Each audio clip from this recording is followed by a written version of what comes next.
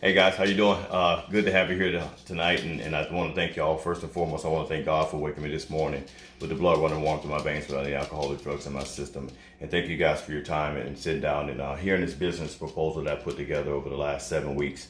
And you guys know that relapse has been really heavy in our center, and I'm just trying to put together something to show you guys what I've been working on and what I think could help us as far as moving forward, as helping clients prevent relapse, not only in our center, but when they leave our center. So one of the things that I thought about doing was charting some graphs and stuff to show you guys the high number of relapses from myself, from Tracy and Justin. So here, you know, Justin, myself, and Tracy over the last June through December and stuff have been having high relapses.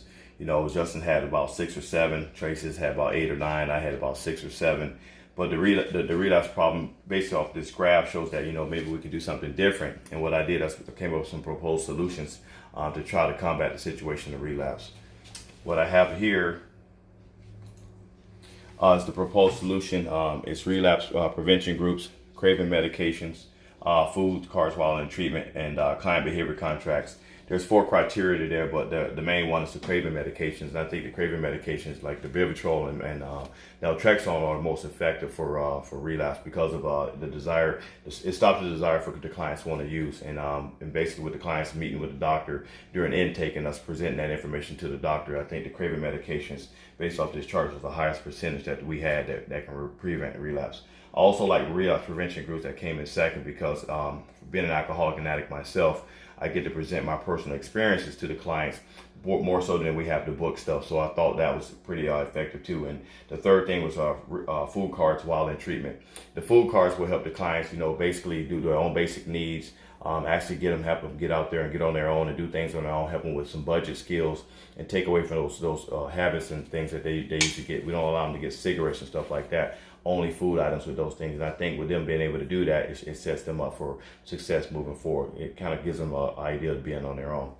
And then moving forward from that, details for implementing the solution to relapse.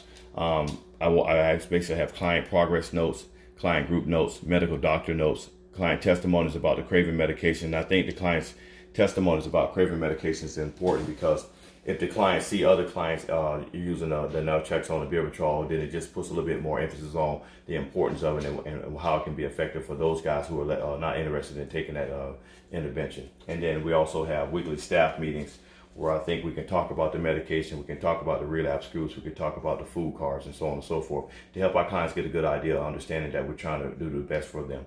And support staff notes is one of the ones I know works because I was a support staff in the past, and having those notes and noting things about the client's behavior and all the time that we're with them can help our company as well. And then moving forward from that, details for evaluating the effectiveness of the solution. I had individual one-on-one counseling and therapy sessions, effective communication with stakeholders, revisiting the proposed objectives and change to the weekly clinical staff meetings, and stakeholder wellness, and lastly, decrease roadblocks and resistance to change. And one of the ones I thought was really important here was the individual one-on-one counseling and therapy sessions that myself, Justin, and Tracy do because we're alcoholics and addicts ourselves. And I think implementing these things for effective solutions is very important moving forward. And so with that being said, like I said, thank you guys for your time. If there's any questions about what I put here in this PowerPoint presentation, feel free to ask, and I'll open it up at this time for any questions. Thank you.